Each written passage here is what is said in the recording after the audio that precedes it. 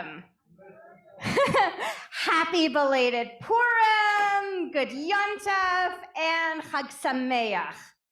My name is Lisa Roy, and I'm the manager of Adult Daytime Culture and Education at the Miles Nadal Jewish Community Center located in downtown Toronto.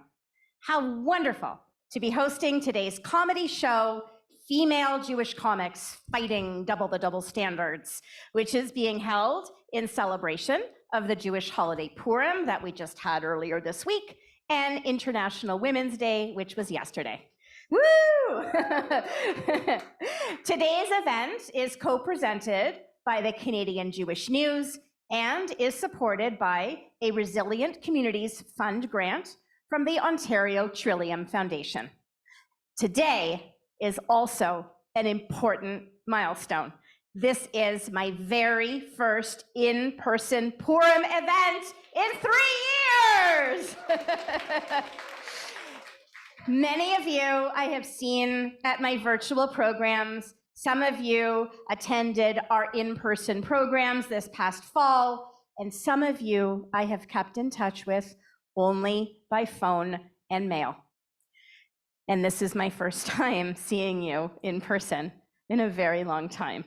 So this reunion is extra special. And I would like to extend an extra welcome if you are joining us for the first time. Yay! I have a few announcements before I introduce this afternoon's entertainment. We greatly appreciate those of you who are wearing your masks. Please turn your cell phones to vibrate or to off so we do not disturb this afternoon's entertainment. I am very grateful to Grzinski's Bakery for providing a substantial discount on our Homentashen. Those are traditional Purim cookies, which will be in your treat bags at the end of the event. Please join me in a big round of applause for our dedicated team of volunteers who were here early this morning helping us prepare for this event. Some are still here, some have left. Rhoda Sion, Carolyn Burns, and Marlene Cohen. I'm also so grateful to my wonderful JCC colleagues, Deanna DiLello and Ann McElwraith, for their invaluable help.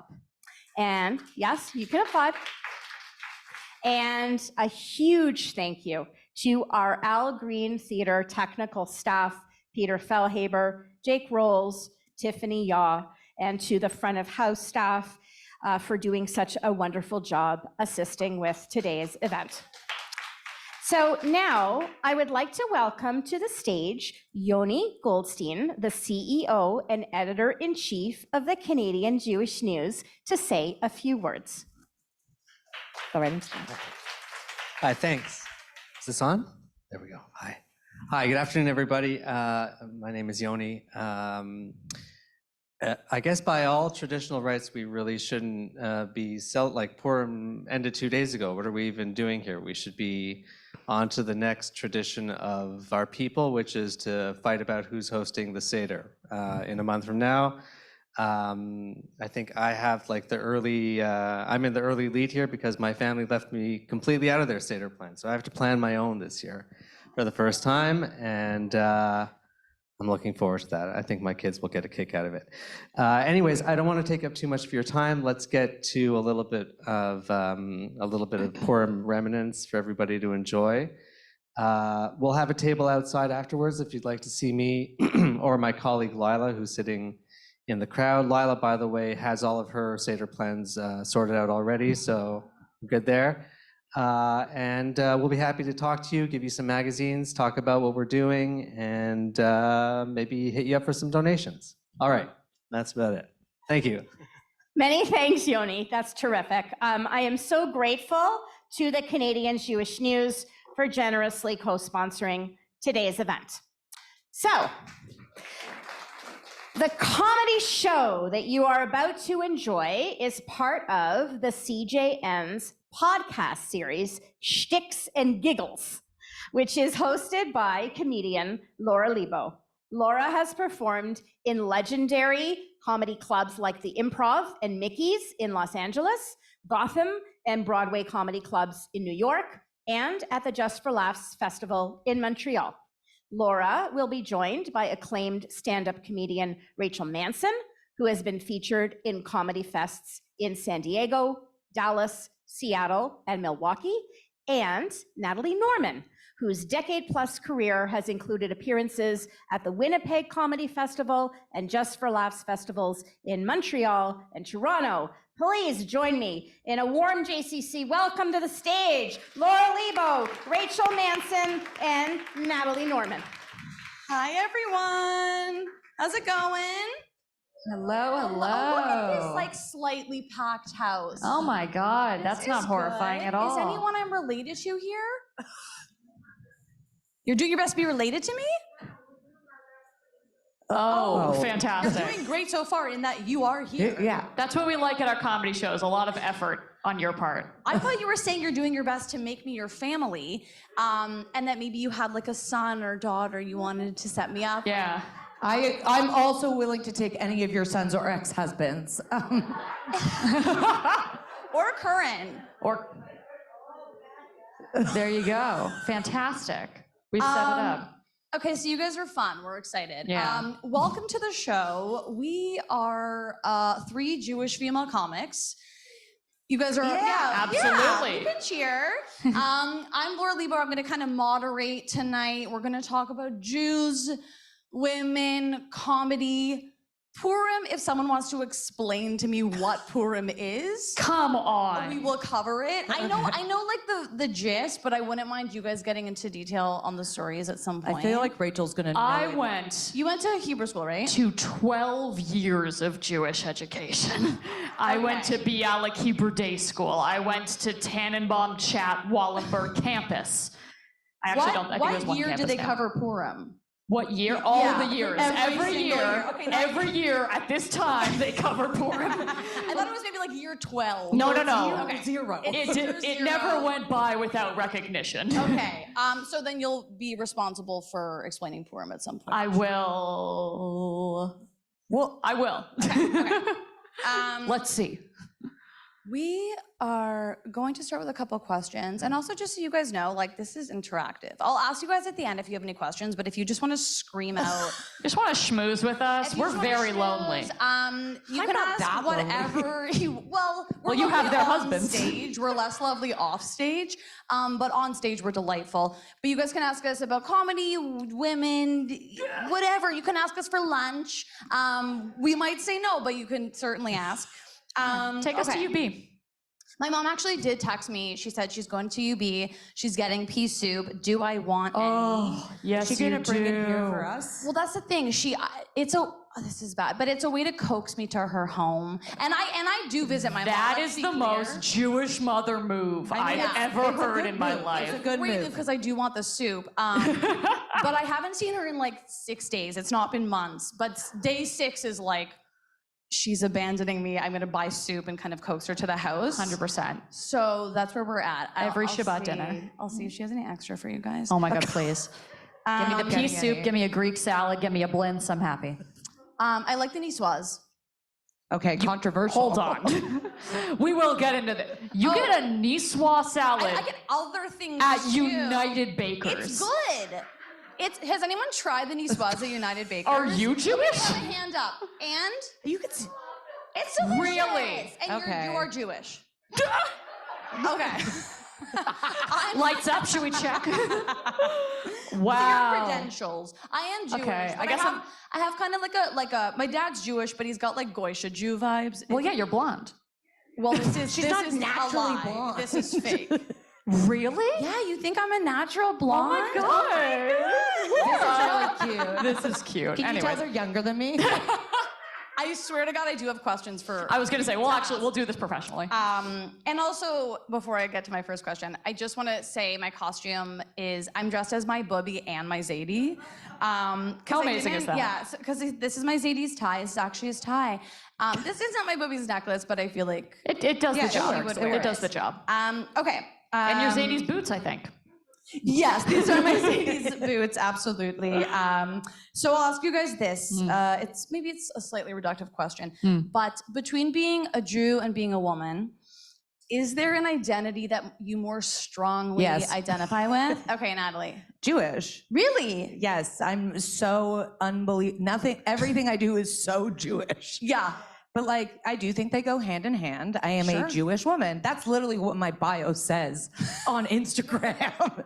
And when I send it out to like festivals or anyone, it's Natalie Norman is a Jewess comedian. Okay. Right, Yeah. so- No, I agree. Like, I don't. You don't have to pick one identity. But it's definitely more, everything about me is so Jewish. I don't know how to explain it further than that. No, She's that's wearing a shirt that perfectly says said. Jewish Yes, girls she on is. it. I know it's a very revealing shirt and I'm sorry. It's 1 p.m., but Yes. you know. I know, but it says Jewish It's just Jewish girls. What's she You gonna should do? see 9 p.m. though. 9 p.m. It's not much Come on. Hey. Okay, Rachel.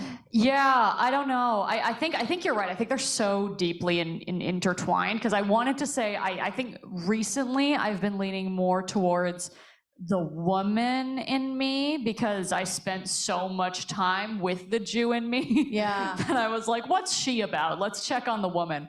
Yeah. But I think no matter what, I mean, the Jewish, it's so deeply rooted. Yeah. And especially since I spent, again, like 12 years in Jewish education. So like, you can't, that's not going to not come out. So I think I'm woman presenting and then Jewish backing. You are Jewish presenting as well. I am very Jewish presenting. I came as the kosher queen. I will just say that like when I'm doing a set, Yeah. if I mention that I'm Jewish like 6 or 7 times, Yeah. just everyone needs to know. I feel the same way. I guess also because I do feel like I have to explain I'm Jewish, whereas we are all women presenting. Yes. Whereas like the Jew thing, you do have to actually explicitly say. Yeah. Yeah, I wouldn't say I identify with one more than the other. It probably depends on the day. Okay. You know. I think so too. And Some in my days- early 20s, all my 20s, I was like, I'm a Jew for like I identify with every Jew in the world. Well, that's crazy. Wow. Yeah, I was just like, I see you. I also probably didn't realize like some people who were Jewish and I didn't like them. But then in my 30s, I don't know, maybe since becoming like even more of a feminist, being a woman does feel like it has now taken the slot of like the most important identity. Yeah, and I feel like because both of these identities are so constantly under fire from everybody all the time, it feels like, especially as comedians, we should be talking about it because as comedians, our number one goal constantly is like us, please. Yeah. So we walk on stage and we're like, people like us, please like us so badly. I need this, please like me. And then about like 3 minutes in, they're like, all right, I think they like me well enough. Well, now here, Right. secret card, I'm Jewish. Right, yeah. Once You like win to them- once you like win to them Jew. over, I you think can I'm be different Jewish. in that way. It's like Yes, I come you to front- stage you front and I'm it. like, if you don't like me, that's on you. Yeah. And I'll grow into the also, like, I confidence. think for me, I see a lot of people supporting women. I don't feel that way about the Jewish Yeah, community. yeah, So yeah. that's why I think, when you have a platform and a stage, it's something that I don't feel that people care about when we are under attack. So that's why it takes a forefront, at least now. 100%. That is Yeah, a good question, I love that. actually. Do you feel like, okay, anti-Semitism, tried and true subject, okay? Hot. We all know about it. Hot right But now. recently, it's been extra brutal. Do you guys feel a responsibility as Jewish comics to not even address anti-Semitism on stage, but to address your Jewish identity and be like loudly Jewish? Yes. You do. I do. I do. There has been one of my favorite like harrowing stories of that happening is one time I did an out of town show. It was a disaster. It was a very fun audience, but the host showed up 45 minutes late and drunk. as they do. That's just a Wait, fun. what city was it in? Will you say? Guelph. Well, That's shocking. It was Guelph. Yeah, that's just a fun look behind the curtain into this industry. we're drunk right now, but We're you we're can't- drunk you right can't now for sure, tell, but and but that's we really but the we point. are professional. We keep it together for you. Yeah. But the comedian before me, I was already getting a little worked up. I was getting a little angry because I was like, it's 45 minutes late. The host did 30 minutes off the top of the beginning of the show. Which is a lot if you Which don't is know. a lot of maybe time. 15 These are a lot of gripes, minutes. but the comedian right before me, he did a very anti-Semitic joke, a very anti-Semitic joke, and Little did he know, his fly was down the whole time. And I saw an opportunity. And so after he walked off stage, I went on stage and I spent the first 3 minutes absolutely tearing this man apart. And the audience gave me a standing ovation. So that's a fun way that we combat We're anti-Semitism in our day-to-day lives. But also, like, you didn't choose to be Jewish. He chose to keep his fly down. he chose to keep his fly down. That's a man who needs a shower and a shave. As someone who regularly is very disheveled, I sometimes go to stage and realize my fly's undone. Has the audience ever told you? Or do you just No, feel I it? realize after the fact. Okay. It's very, I've seen you bring it up on stage in real time.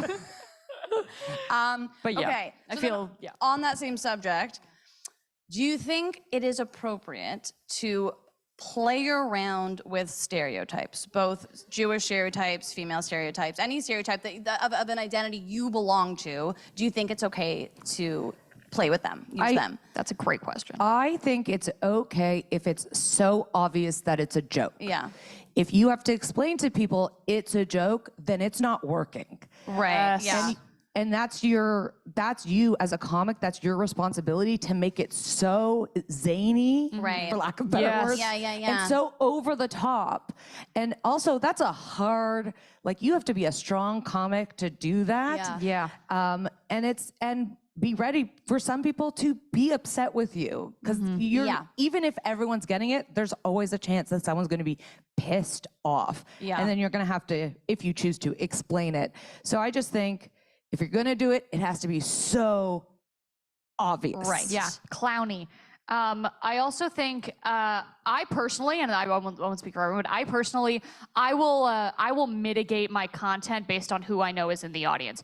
For this audience, for you lovely people, I know I can go deep into Jewish stereotypes because we all know, like, we're all playing for the same team here. You're not gonna walk away from this conversation with a different feeling about the Jewish people. You're not gonna. Good point. You're not gonna Maybe walk away about being women, but not about 100%. Jews. Well, that's why I'm careful about that side. But and if I'm doing an audience where I know I'm probably the only Jew in the room, let alone on stage, I will be very careful with how I talk about Judaism. That being said, in comedy, we talk a lot about punching up rather than punching down. Punching up meaning like it. Making fun of people in a position of power who Yes. hold real power. making fun of people in power, people who are higher status. It's fun and people also who are oppressing other people. Yeah. It's also the idea of punching up is very big in the Jewish ideology, Jewish religion, all of it. It's in there. And I find when you're playing with stereotypes, you just have to be careful that you're still punching up at something and not punching down. Yeah. Because if you're punching down on being a woman or being a Jewish, someone in the audience, especially someone if you're in a room with, you're the only Jew, will walk away being like, well, that thought I had in the back of my head about Jewish people was right because she said it. I'm going to carry that with me throughout my days. And you don't want to help that out. So I'm a big fan of you punch up, you don't punch down. And I think it's so, I find it's interesting. I ask the audience if there's any Jews in the crowd. I always ask. I always ask. I thought I was the only one. No way. Do you guys ask early in the set or later? It depends on the set, but that's something I always play with because sometimes I am the only Jew and I'm like, okay, and that helps me gauge what jokes I'm gonna do and what jokes I'm not gonna do. But I also like to play with the fact that I'm the only Jewish person in this room. They're not gonna have my experience and go from there. It is also really fun to go to Sault Ste. Marie. Oh my God. And be like, any Jews in the crowd? So just funny. Silence, just crickets. Dead silence. And then you go, well, this is terrifying. I'm Yes, scared. exactly. And actually it was scary. I've identified myself. I will tell on myself a little bit here because I perform in Oshawa sometimes.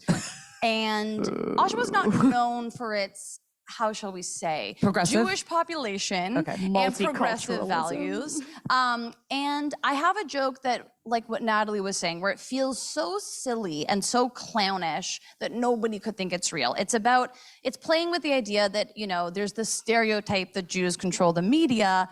And I have a joke about how, actually we control time. Time is like a bunch of Jews stacked on top of each other making clock sounds, which is so clearly Is that clearly not Yeah. real? Do we agree that you'd have to be unbelievably stupid to think time is 9 Jews making clock sounds? I think so. But in Oshawa, Where's the Jew tower? you know, they start looking around. They're like, you're only one Jew, where are the other time Jews? But I don't think they really believe that. But what they believed is that if I'm going to make fun of the idea that sometimes, if I'm going to even bring up stereotypes, that they could be real because I'm addressing them. And this one guy in the crowd started shouting out his favorite Jewish stereotypes. What? Yeah, he was like, What? and you guys love money, ha ha ha. You know, he thought it was really hilarious. Yeah. And I felt really responsible. I mean, I was responsible. I thought it was so obvious that it was a joke, but I think some people, they're so excited to be anti-Semitic that any... They're just they are. looking They for really a crack are. in the Yeah, door. They that- just want. that's it. That's why you got to Yeah. be careful with the punching up rather than I punching mean- down, and doing some sort of prep work after that to be like, It's really hard. Yeah. So I had a joke that I was working on for a while about the Jew, like the same kind of area, and like trying to poke how ridiculous they were, and it made the audience feel. I noticed they were uncomfortable with me Oh. even talking about how they're not real and how it's fake, and it's honestly not a good joke. It's in the works. One day you can see it. "Don't be a wuss. Tell us the joke." Can Well, you give it's- us like a seedling? Well, it's just like the idea that Jewish people control the weather. Like, Right. if I controlled the weather, you don't think it would be sunny right now? Yeah. Like, Yeah, what do no we- humidity ever. Why are Yeah, all like, Jews it's- freezing? Yeah, like it's so like because they're so absurd. Yeah. Like to me, and I was like, I say honestly, I would love to control the weather. Like if I could, I Yeah. would. But it's not something we have power over. And it was so weird that like to me, that's such an obvious joke and it's silly. Yeah. But people don't necessarily like when you talk about the like the atrocities or the stuff that comes at you. Yeah. Like you think the crowd was almost too progressive. Yes, like, too like they're like maybe we shouldn't talk Yeah. about this, and I'm like it's okay to like the only way we get through it and above it is to talk about it. Yes. Yeah, and it happens to us, so Exactly. we should be It's able to happening talk now. about it. I mean, Yeah. this is we're not referencing something that happened 100 years ago. We are. It also happened then, but it's happening now still. I also just want to shout out the person who timed their bag opening so beautifully. Oh my God, I noticed that too. Thank God you mentioned nailed that. it because we were kind of yelling over each other, and then you open the bag, and then when Beautiful. we kind of But were quiet, what's in you the stopped. bag? Yeah, what is in the bag? What's in the bag? What candy's in there? What is it? Oh, I would like some yeah. after. for you. That was, if I'd you like had to some. guess what was in there, is that what you would have guessed? No. Hard candy, Chips. maybe, but homeopathic remedy? Oh my gosh. I also just wanted to shout it out because I went to Joseph and the Technicolor Dreamcoat recently with my mom. Has anyone seen I have this so play? many follow-up questions for you. I will answer them. Okay, good. But has anyone seen Joseph? Like, has anyone seen it recently? I was gonna Do say. you remember every single moment of it? Oh, you saw the Donny Osmond I think that's version. more than 20 VHS years. tape with Donny Osmond. Yup. Yeah. Do you That's still have the hot. towel? Oh, damn it. Can I tell you? You could sell Donny Osmond's towel for I thousands would buy of Donny dollars. Osmond. all Yeah. just got a That's little Mormon hoarded. I can get behind.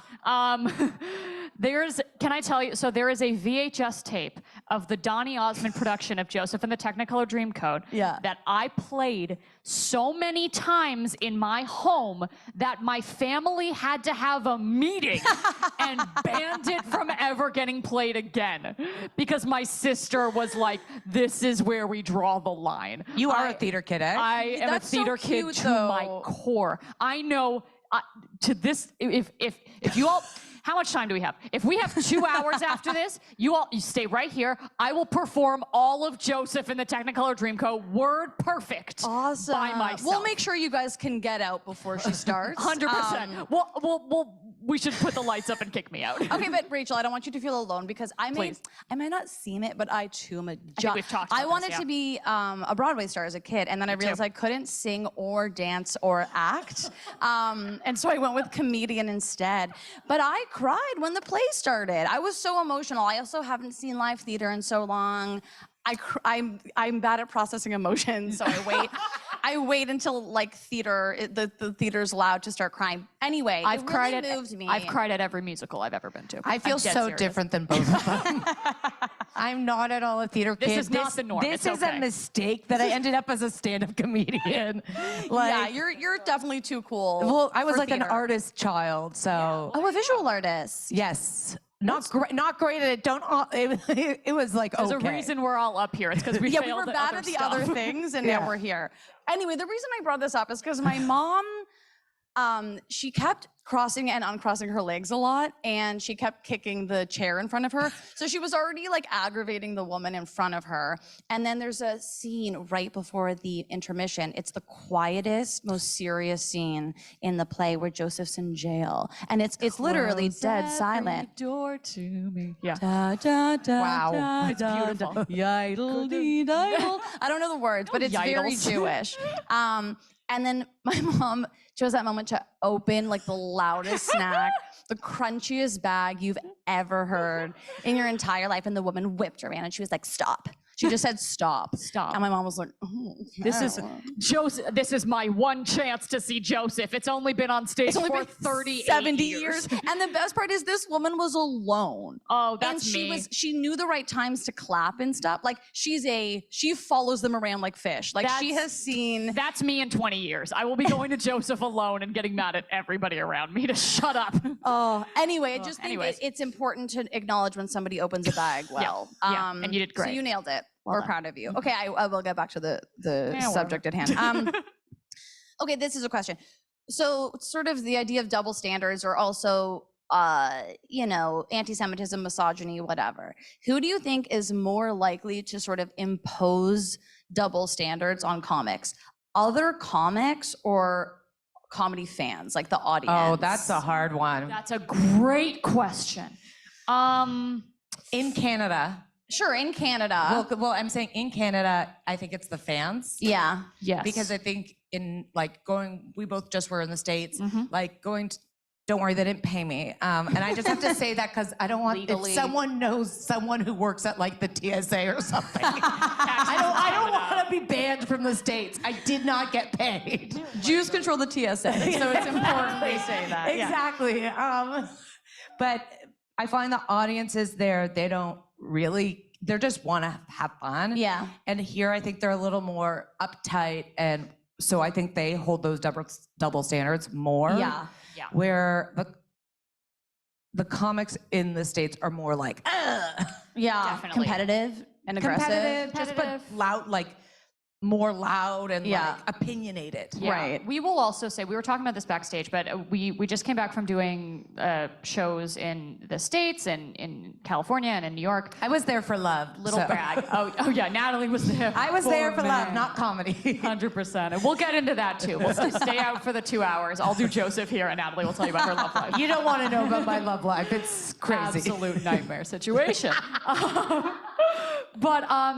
But yeah, we found that and this is just a fun tidbit, like we are very lucky to be in Toronto. It is widely considered to be one of the best cities in the world to do comedy and a to nightmare. see comedy. So we are held to an impossibly high standard, so that when we go to New York and we go to LA, it's fine. Everyone's having fun, but the level with which audience members and you lovely people hold us to in our hometown Toronto make us be better, and so I don't want that, if I'm honest. I was gonna say you all need to relax. Yeah.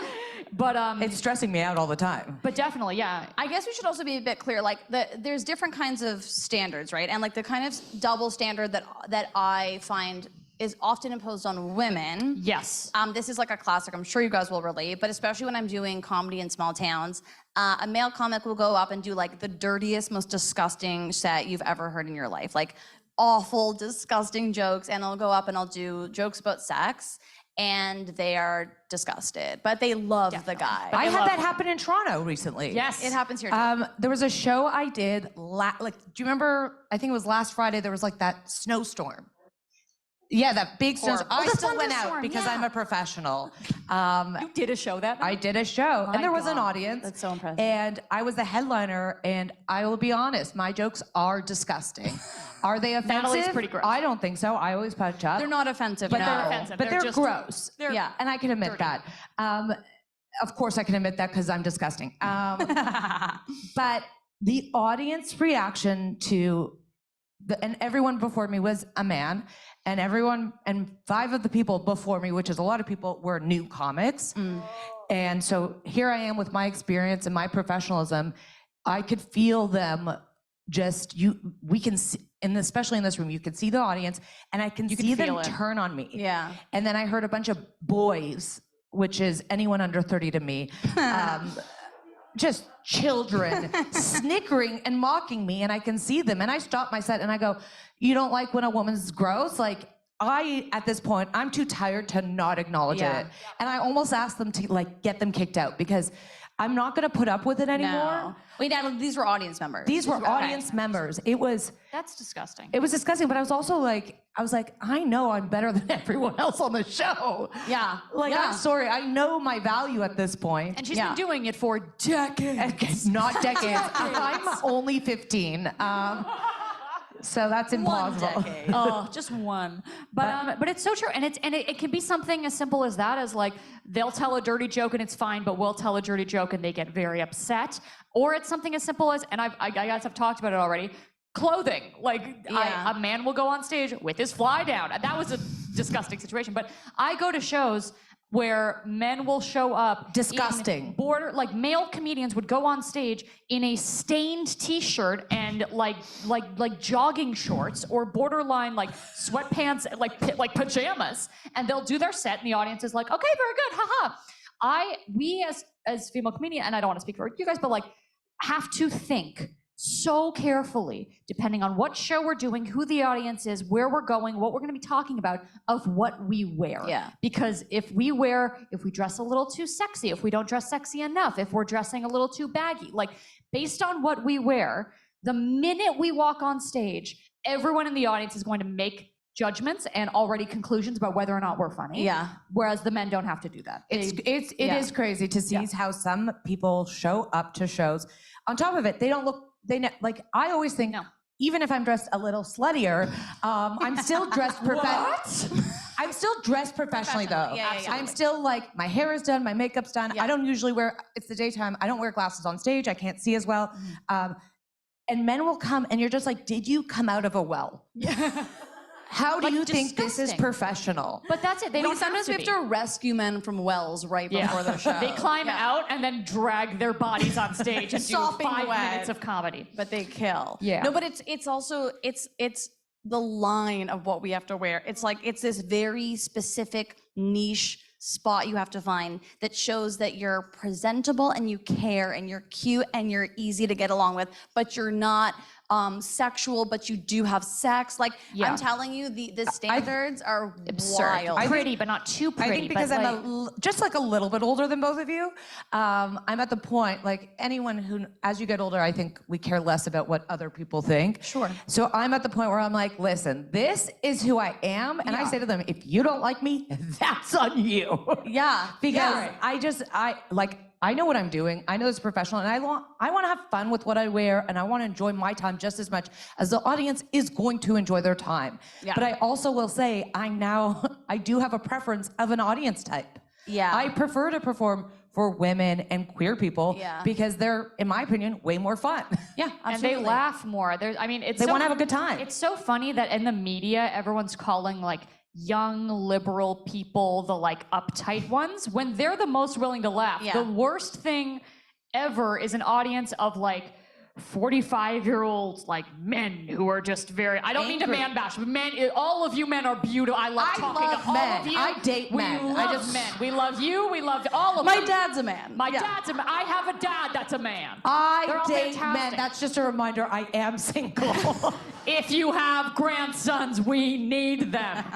But yeah, it's the like very uptight, like, oh, why are you guys being so weird and women and meh? That's the ones that aren't having fun. They don't want to laugh. They want to be angry at you. Well, they don't want to laugh with us. They don't want to laugh with you. They want to laugh at you. And if you're not making fun of the thing they want you to make fun of, then... And that's the thing. I think a lot of people would describe my comedy as self-deprecating, and I don't consider myself self-deprecating. I don't either. I think you don't. I actually I never want to be the butt of my own joke. Listen, I'm silly. Sometimes I do dumb things, but I also think I'm funny, intelligent, and sexy. Yeah. So the joke's often about the people around me. And it's important that for me as a woman, I'm not coming up there and making fun of myself. Yeah. And that, I think, is really hard for a lot of audience members to accept because they see a bigger woman. Right. They expect her to hate herself. Yeah. And I don't. Oopsies. Oh no, she's confident and beautiful. What are we gonna do? Thank you, I am. Get those grandsons out. Are they here with us? It's 1 p.m. They My should phone be number at work. is 647. I guess we'll also have to like fight over the good ones, the three of us. You're not single? I am not single. Okay. And I will take anything. Great. I do have a boyfriend. He is a goy. I'm sorry. Kick her out now. We're bringing him in. We're bringing him in. I swear to God, he's joining the club. He's going to the mikveh. We're forcing it. I mean, I've asked Rachel like twice in the last month if she's like, Rachel's been on tour, and I'll be like, that Jewish comedian, is he single? I'll be in New York, I'll be in LA, I'll be in Vancouver, and I get a message I'll like take a picture of like me on stage or something, and I get a message from Natalie being like, oh my God, you're with Jared? Send him my number. Listen, you gotta try when you gotta try. And I do, because we're allies. That's the only way you meet people is by like harassing them online. Honest to God. I'm supposed to meet someone in a library, you know? I don't go to a library. J-swipe, okay. Okay, I'll ask you guys a couple more questions. Do you have any stories where you were so clearly being held to a different standard because you're a woman or a Jew? Stories that we haven't already covered that you think are like a good indication of that? Like all the time. Okay. If you don't have any specific stories, that's no, fine. I definitely do. I can just say that when I was looking for love in New York, Natalie was on her love tour. and I ended up by accident on stage, not being paid. I actually found that it was nice because I found there to be more Jewish people in the audience. So that's the reverse, because it was really, because my jokes are sometimes so Jewish, there's not necessarily a bunch of people relating, they're learning. And actually in Montreal, I had the same experience. I did a show in Montreal, like it was me doing like 30 minutes, and there was like 30 Jewish girls, and honestly, we had the best time. I bet. And it's because in Canada, there isn't as many Jewish women doing comedy. I can't really think of that many other I think Jewish women. maybe 3 more. Yeah. We could fit And on this stage comfortably. Yeah, in a really big community, like there's tons of us. There's like 1,000 comedians in Toronto, and most of them are terrible. It's okay. They know. They know Natalie thinks they're terrible. Yeah. But I will say the Jewish girls are killing it. The Jewish girls are all doing very well. They really are. I find this isn't really a double standard, but I have found that for like many years now, when a comic wants to make a joke where they sort of need to like bash or make fun of a minority, it almost like they're not actually doing it, but they're making fun of the kind of person who would do it. They always use Jews. Like Jews are the identity you're still allowed to sort of 100%. 100%. make fun of or say horrible things about. Yes. So I have another premise. A premise is an idea that I'm working on. And but just in case you didn't know. Industry talk. I don't know. Real behind the curtain. Microphones are what we speak into on the stage. up. No, I know. Shut up. So there's this joke I hear that non-Jews do about how, and it's my biggest pet peeve, and it's about how they look Jewish. Yeah. I've heard that a lot too. It's a trope, and the jokes go viral, and everyone likes them. And I'm sitting there being like, you don't look Jewish, first of all, because Jews look very different. Yes, exactly. And there's so many. And second of all, this is so anti-Semitic, and everyone's applauding them. Yeah. And it's accepted. Like, nobody is saying like, no, this is fucked up. Yeah. And that's where my like activism comes in, Yeah. I would say. And I'm like, okay, how do I write a joke about them being anti-Semitic?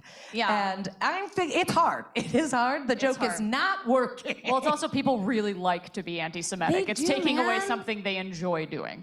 It's still surprising to It's me, shocking. all these years later, just how many people don't like us. Like from every quarter of the world and every place on the political spectrum, Not a there's fan. always just a little Something. little anti-Semitism. But that's like, I think like, yeah, it's terrible and it sucks, but you know, there is some people that do love us. sure. Oh, But absolutely. yeah, it's just like, it's the blatant openness of that anti-Semitism that nobody seems to care about. Yeah. And I just want to say, like, these people who do these jokes that look like they think they look Jewish, they're always so ugly. And it's so offensive. And I'm that's like, the actual offensive part. yeah, it is. Because I think Jewish girls and Jewish men are like super hot. And, Right. you know. And also just don't look a particular Yeah, way. that's right. Everyone It's looks very Jewish. varied. Like, everyone and no one looks Jewish. these There's no people, look. I can't. I can't. These and it's, people. And it's also, these people. But it's, You know those types. and it's also, and we've talked about this before, but it's something that drives me absolutely nuts. And it is that if Jews control the media, why won't we put any Jews in front of the camera? Because every time I have ever seen a Jewish female character on television, it is being played by a non-Jewish woman or a non-Jewish And this is actor. something Sarah Silverman has Sarah Silverman talked talks about this very well. It's Yeah. called Jew face, and it makes me like, if you've seen the show, Marvelous Marvelous Mrs. Maisel, yeah. is played by a non-Jew, and I'm like, you couldn't find a Jewish girl to play that character. Especially because comedian? she's so Jewy, you know? Like, honestly though, I mean, they will cast Jewish women as Jewish women when they're not objects of sexual desire. Yep. When they're kind of like the comedic relief, or they're supposed to be like the weird clown. best friend or whatever. Jewish women, especially women, Jewish women will be cast as Jewish women. But anytime a Jewish woman's supposed to be sexy or appealing, it's almost always a Christian woman playing her. Yep, Well, 100%. and it like kind of freaks me out, because like I'll look at it, like there's a bunch of movies lately and television shows where the stars are supposed to be Jewish, and but she's not considered a sexual object in the slightest. She's played as a dumpy, like, and I think Mayim Bialik is amazing. Really love pretty, Maya but she's Bialik. always playing a nerd. Yeah. or She's not. also not the star of any movies I've seen. Yeah. It's more So, like, yeah. I'm like talking about, like, there's a movie that came out within the last recent year called Shiva Baby. Yes. Of course. And I thought the leading girl was Jewish, too. and then I realized she wasn't, and I'm Not like, Jewish. what are we doing here? Yeah. Like, you couldn't have found, once again, it is, there, I know so many Jewish comedians, Yeah. actresses, and she plays up on that Jewish stereotypes, and it's, to me, it's incredibly offensive. yeah. Is it also, and it's unfair. That is such a Jewish movie. I've seen it. It's excellent, but And it's excellent, yeah. very Jewish, and it would just be exciting also for a Jew to get that opportunity. 100%. To get to like represent the culture with such cultural specificity. Accuracy, yeah. You know. It's wild. Look at us go. Look at us go. Sorry, we Let's got go. angry. Uh-oh. We're mad now. I have a story about. Okay, I really want to name the comedian, but I won't. But I have. We can name names. It's what you. This isn't being recorded, right? No, it is. Okay. I was gonna say the doors are shut, right? You won't tell The anybody. doors are shut, and you guys are bound by secrecy. You guys are cool. We have audience comic privilege, confidentiality. Confidentiality. It's legally binding, Yeah. and you guys can't say anything outside of this room. We'll find out. Natalie's leaving because she doesn't want to keep a secret, so she's gonna get. I'm very she's bad gonna at leave. keeping secrets, I'm honest. Oh my God, tell me. Basically, it's just a story about what I felt was a double standard. It's quite subtle. I'm not sure if you guys will hear it. Okay, I have one too. But basically, I was at a show, I did a joke, and it was a newer joke, but it did really well. It did objectively well. People laughed and really liked it, and I know that because I was there, and I performed it. And then this comic who has been doing comedy for maybe either the same amount as me or less, a man, came up to me after the show and he was like, by the way, that joke you did about marriage, it did really well. The audience liked it and you should probably keep doing it. And I was like, I get I'm this well all the aware of time. that. Like, I don't, it just felt a little patronizing and infantilizing. I was like, I don't just stumble into my jokes by accident. Like, I sat down and I wrote it. I didn't just start piecing words together and hope for the best. I mean, you know? that's literally what happens with me, but that's bizarre. And it works too. You know, that's its own thing. But I felt so weird that he thought he had to explain to me that a joke I did succeeded. And this guy kind of has a history of doing that, and he's done it repeatedly since, where he's over-explaining things that are so clear and easy to I'm dying understand. to know who it is. I think I know, but we'll talk about it off mic. Will you just whisper it to Rachel, and Rachel can... Oh, of course it's Jay. Okay. The joke? Oh God, it's I been feel like you years. guys wanted comedy from I us. was gonna say, do you want us to just do stand-up? We'll do a couple jokes is at the end silly, if yeah. that would make you guys 100%. happy. We're talking the whole time about how like we're so funny and no one gets us, and then we just do a terrible And then I was gonna say jokes. we actually do comedy for you, and you're like, oh You no. guys hate it. They're We'll not see. good. That'd be fine with But me. but I will say I get that all the time. I did a show where again, and it's the equivalent of like, it's not the equivalent, but here's an example to make it sound more relatable. I don't know, but like if a woman is a head surgeon and performing open heart surgery to like successfully does it, walks out, and then a like intern medical student comes up who's a man and is like, you know, you actually did pretty good on that open heart surgery. We all noticed. I was taking notes. And, Yeah. I think you did okay. I would probably change the beginning next time. Like that's wild. But it's something women experience in every single field we do. Yeah. And I think men are scared of me in comedy. Yeah, Because I don't think they would dare I say that to believe me. that. I believe that. Actually, it did happen once. It was from another Jewish boy. This one was older than 30, but I'm gonna call him a boy They're for the children. sake. They're children. And we had a very similar premise. Now, let's be honest, mine was working and his wasn't. And I've been doing comedy much, like he has been doing comedy 2 or 3 years, and I've already, at this point, doing it like 9. Yeah. And he came up to me and he's like, you can't do that joke because I'm doing it. And I was like, are you? Stop it. I was like, if I was a male comedian, you would have just stopped. Yeah. But because you think you can have power over me and I'm a woman, and I almost flipped a table. I was not happy. And I was like, listen, I'm gonna sell this joke and it's gonna be on TV and you will never work in comedy. No, I'm joking. But he stopped because he is bad at comedy, and I just want to say that's the win Good. for all of us. That's what happened. You never have to watch him again. Good for society. Good for society. I mean, also when like if 2 comics are doing the same joke, you have a conversation about it Yes. at minimum. You But don't that's the say, thing, is, like, stop it. It's like, it's so weird to me because, you know, all 3 of us are very successful in our own right, and we've been doing it long enough that we should have some, you know, privilege or power. Sure. Or people should show maybe some deference. Yes. Yeah, newer people. But because we're women, they don't, sometimes, and I want to say not all men, hashtag not all men. Love you. They don't give a shit. No. And it's because I think it's a part of it's also jealousy, because they see us succeeding and they are like, well, I'm just as funny. And I'm like, no, you're not. You don't understand. Like, And it's also so easy to, and they say this about women, they say this about queer people, they say this about people of color. It's so easy to say, well, they just got this because they are a woman, they're Black, they're a Jew, whatever it is. Like, it's so easy to say that because it means they don't have to admit that they should work harder or do better. It's such a simple, clean explanation for their lack of I success. get this, I know, listen, people love to gossip. I know every gossip. I'm a gossip queen.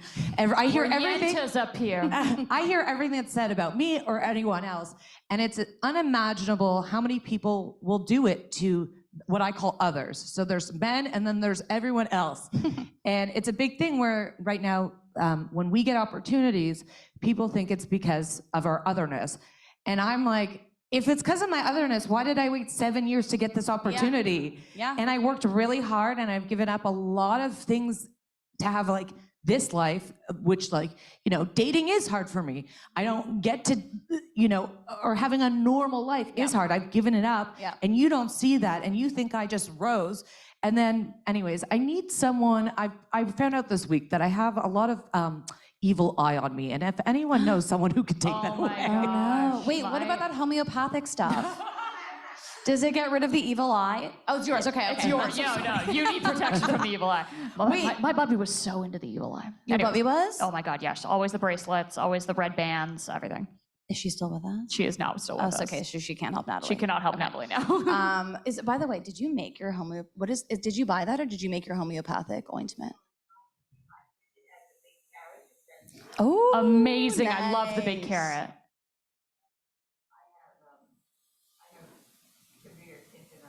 Okay. Right.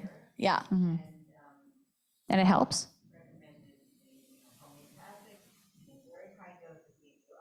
I love it.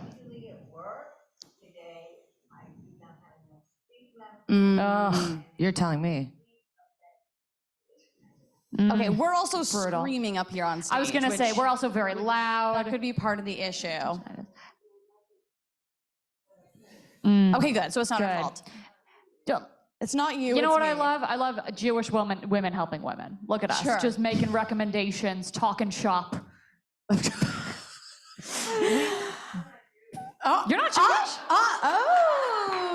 Okay. You've tolerated a lot. Yeah, she goes to the big carrot, okay? She doesn't go to Noah's. Oh my gosh, I was thinking the exact same thing. Okay, so you're Jewish. Okay. Absolutely. She's a Jew. She's Wait, Jewish. Baruch anyone Hashem. else not a Jew? Who else is not Identify Jewish here? yourself. We got a couple in the back there, but you're women, I think. Yeah. I'm sorry.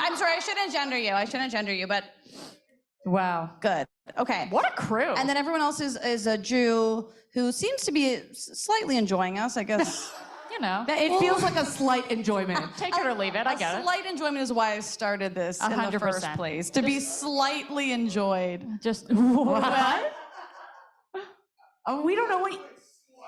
Slight. Slight. All right. Yes. We'll take it. All right. I mean, That sounded like Yiddish I thought it was Yiddish real quick. from up here, but They're all great. they're all good. What's your other favorite Yiddish word? Meshuggah is excellent. I try to include Yiddish sometimes in my comedy. That's a hard one. How does it That's go? a hard one. You have to start explaining, like I grew up with Yiddish speaking parents like in Right. the house. So it's very like it's just a part of my Yeah. like language. And that's a hard one to tell. But you know what? People do like certain words in Yiddish a lot and it adds to the They're joke. so descriptive. Yeah. I had to take part of, if you send your children to Bialik Hebrew Day School, I had to take Yiddish classes. So I still remember. I went to Yiddish school after, like, my parents sent me to Yiddish school every Sunday. For real? So Yes. cool. Every Sunday. Yes, there was 8 of us in the whole school, and Was it Yiddish or Hebrew? Yiddish. Wow. And I know how to count to 10 basically in German, let's be honest. Zwei, drei. Yeah, it's thing. just German. Eins, zwei, drei, 4, 4, 7, 6, 1, 9. 6, 7, 8, 19. Anyways, Yeah.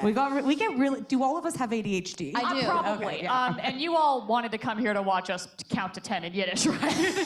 I was what you actually should came have here to do? like done a trigger warning that tangents will happen at I was this gonna show. The problem is we're all actual friends, so we'll get off track and just talk about nothing. we'll rant and that's and not we'll always ramble. interesting to you. No, but I will say that we're at the point of the show, and no pressure. We'll just keep We will talk endlessly talking to each other unprompted for if you hours. want. But if anyone has a question, a query, if they want to ask about comedy, want to shout stuff at us. we go. Yeah, what's up? Hi. Oh, thanks.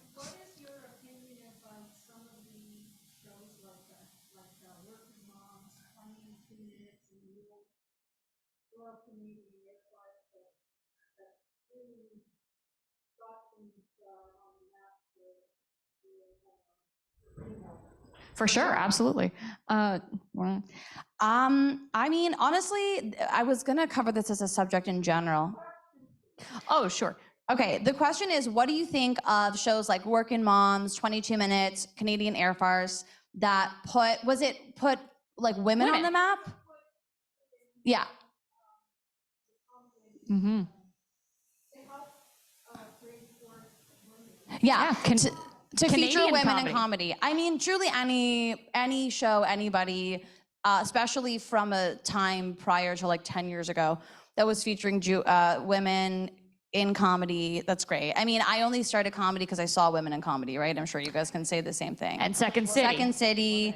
I also think outside of women in comedy, any show or comedian or whatever that puts Toronto on the map. I think Toronto's an excellent, it's my city, I love it. It's a great city for culture. It's also just, it's got a lot of funny people and a lot of talented writers. And it would be incredible if we could make this city a hub of comedy and television and film.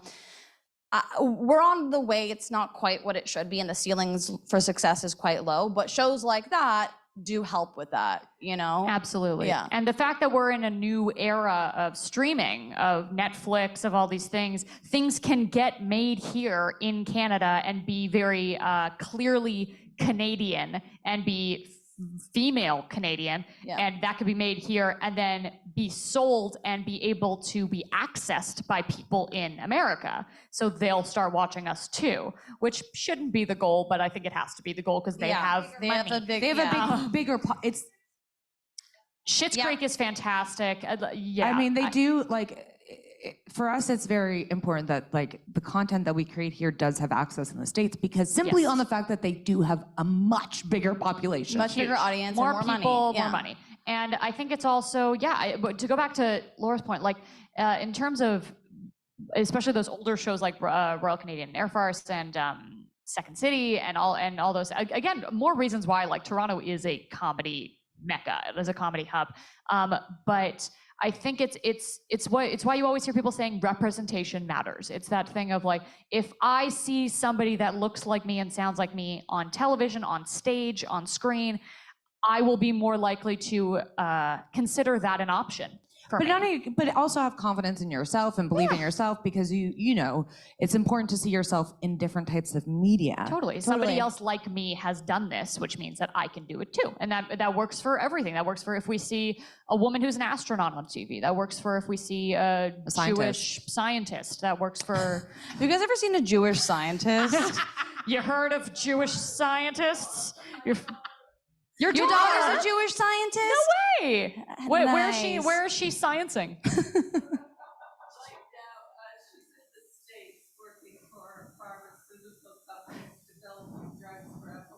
Oh, Wow, yeah. that's nice. Let's make some noise for the science daughter. Bravo to the science daughter. I mean, you know, I think also like, you know, when I saw Sarah Silverman perform comedy when I was a kid, it's not just that she made me feel like I could do stand-up.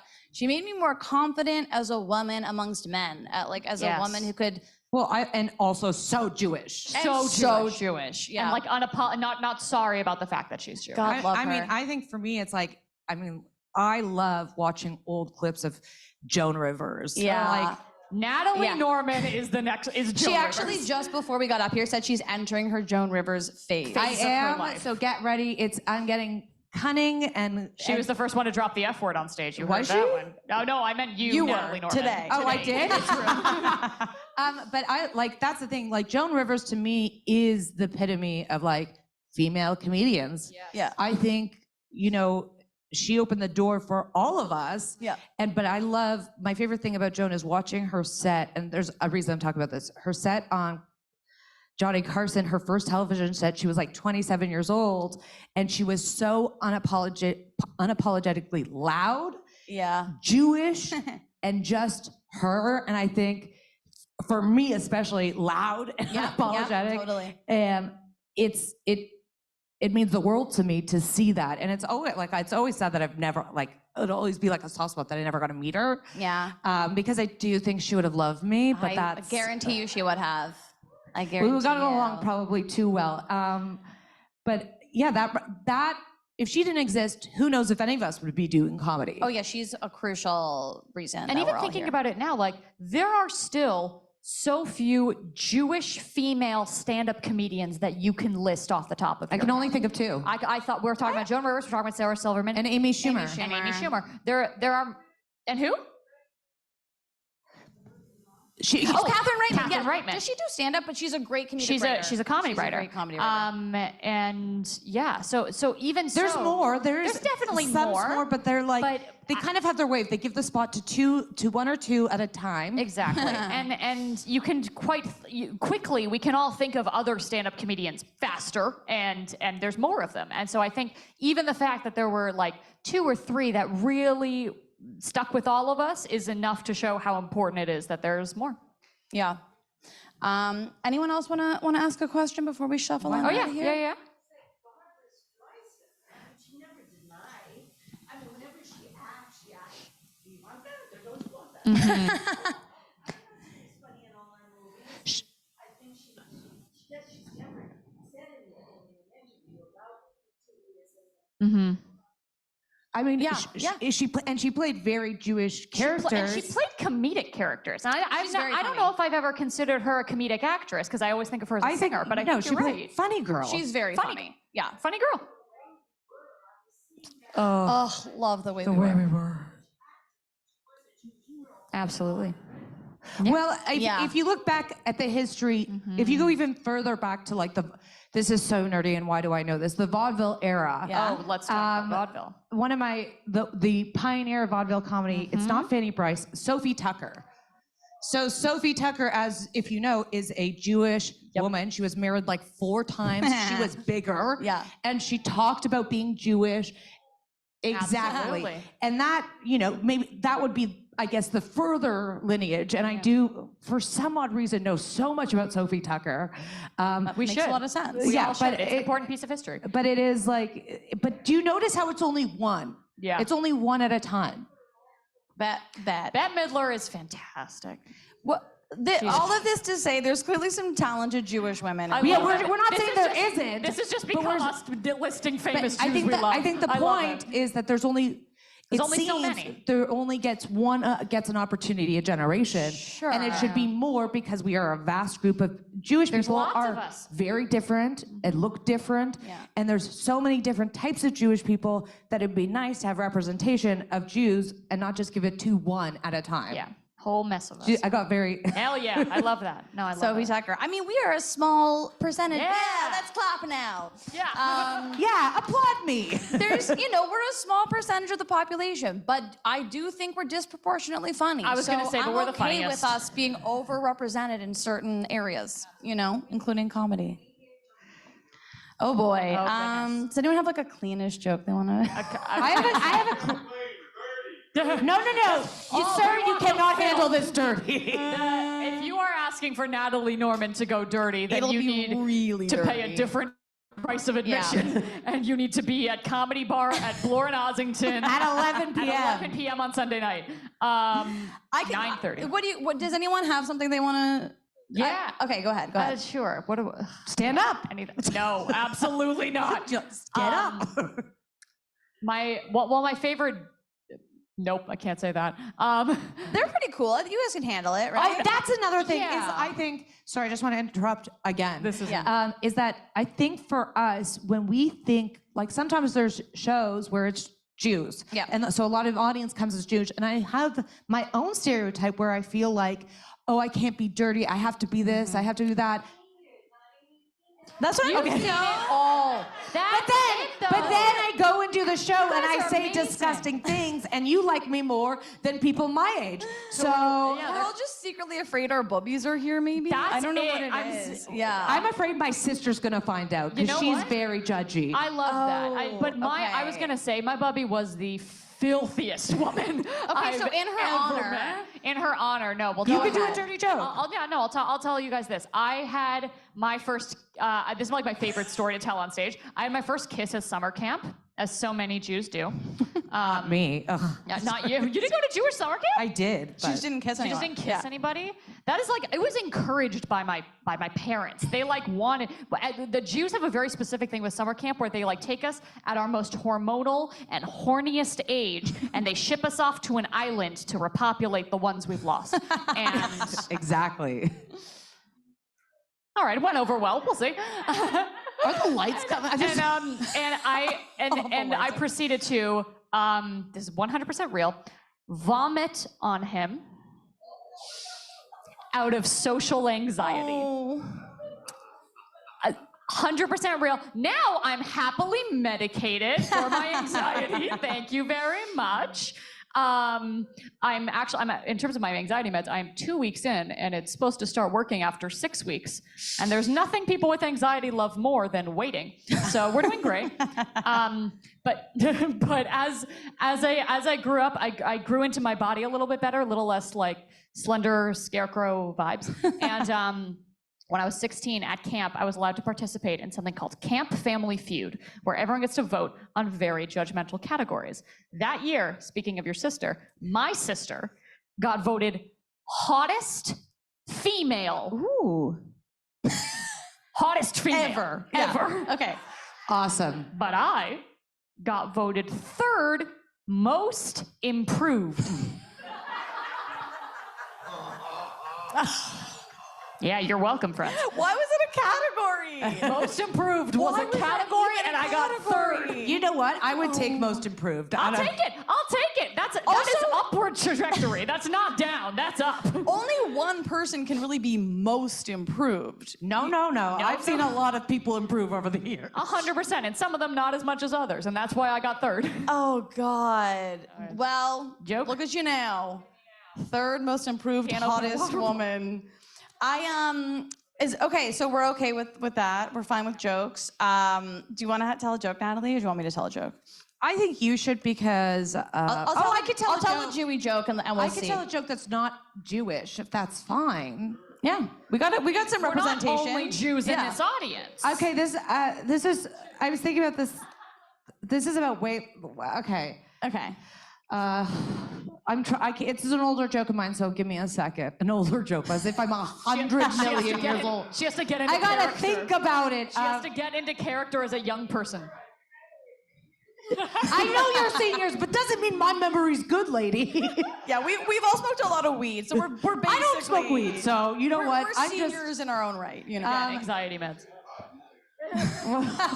The joke? 1942. Yeah. Exactly. No, I used to do more jokes about weight loss, but I say I've tried every diet before, and some of them are so hard. I tried Nutrisystem, but the food was so bad my dog wouldn't eat it, and she eats her own shit. And then I tried Jenny Craig, but who gives a fat person a week's worth of food at once? You guys aren't with me. It's crazy. On day 1, they give you 7 brownies as if you understand portion control. And all of a sudden you're like, 1, 2, 3, 4, 5, 6, 7. Is this losing weight? Who knew it tasted so good? See, it's an old joke. You didn't laugh. Now I'm going to go cry. How do you feel about that? They did great. They were on board for brownies. They get it. Yeah, you like brownies. Okay, I'll tell you guys this, and then we're gonna leave immediately. Okay, as soon as the joke's gonna over, run out of we're this gonna building. run off stage, all right? I wasn't blessed. Okay, don't look at my tits when I'm talking about it. But I wasn't, blessed with the tits of our people. I just stand up. I was gonna say the Jewish chest so of Natalie's our gonna model them. foremothers. But Natalie's got a nice set because, okay, I mean this with only respect to everyone in my family. But you know the kind of Jew tits that are, they're big, but there's really nothing sexual about them. They're sort of like a functional pair meant to feed a Polish village in the 30s. You guys, he's seen a couple pair in his day, I can tell. Big old shtetl boobs that are almost lumbering. And this is true, all the women in my family have them except for me. And I joke that it's because I did not have a proper bat mitzvah. So God forgot to make me a woman. And we all know what a bat mitzvah is, so I don't have to explain it. I think also you probably know what a bat mitzvah is. Yeah. She says she's from Brooklyn. She attends one per day, I'm sure. But what happened is that when God was going around doling out Jew tits to everybody, he passed over my house, and that is the story of Passover. Excellent. You guys know. That's a beautiful. That's a beautiful I'm story. glad you went gross. And I'm glad, and you know what? We'll come back around. That is also the story of Purim. That's all. There we go. All we comes back finally to learned the Esther story of Purim. Shtetl-tits. Shtetl tits is one of the funniest. I want a T-shirt that says Shtetl-tits. Yeah, that's your merch. Unbelievable. That's so funny. And everyone knows, like, we've all seen them. And I love Jewish tits. I don't want to make it seem like I mean, they're glorious. I really do Beautiful. wish I had a pair. Jewish women are gorgeous. Okay, so turns out we could have said whatever we wanted up here. Yeah, of course. Because that's who's in the audience. Tell us how filthy we can I really waited. get. I did my cleanest joke, and they didn't like it, so they I was wanted gonna us to be say, disgusting. I didn't get into any of my gross shit. I don't know. All right, listen, first of all, We have to leave. I want to say happy International Women's Day to all the women and all the internationals. And I also just want to say that there's a lot of terrible laws maybe getting passed in the States right now, Yes. like anti-queer laws. So if you want to donate to the ACLU or any fund that supports and like upholds queer rights, please go do that after today. That's like a very Jewish queer international activism has tzedakah women thing to do. Yes. Other than that, that's been our time. Thank you guys so much for Thank you all coming out. so much. You have If been you liked amazing. us, you you guys. can find us and send us your ex-husbands. Yes, send us your exes, send us Yes, your thank boyfriends. you so much. We'll make them honest men. Fun. Way to be loud and proud for Purim and for International Women's Day. I think that was just fabulous. I can't think of a better way for us to come together and celebrate these two occasions. And it really, truly has been irreverent and over the top and fun, which really is everything that Purim is supposed to be. So we're so grateful. Please join me again in a round of applause for Laura Leibow, Rachel Manson, Natalie Norman, and we're so grateful to the Canadian Jewish News for performing today's special live taping of the CJN podcast, Shticks and Giggles.